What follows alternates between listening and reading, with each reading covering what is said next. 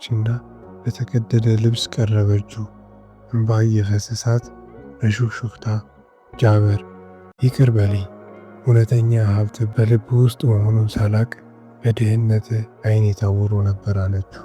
ጃበር ያለ ቁጣና ጥላቻ በረጋ መንፈስ ተመለከታትና ሴት ሆይ ታማኝነትን የሸጠ ከጠፋ በኋላ ሊገዛት አይችልም።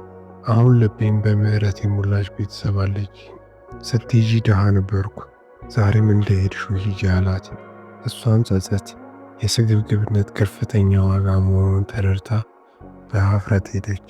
ጃበርም ወደ ሰማይ ተመለከተና አቤቱ ድህነቴን ወደ ሀብት እንደለወጥክ ልቤም በታማኝነትና በምህረት ጽኑ አድርግ አለ። ታሪኩም የሚያስተምረው በስግብግብነት ዘመን ታማኝነትን የሚዘራ በተስፋ መቁረጥ ዘመን ደስታን ያጭዳል የሚል ነው።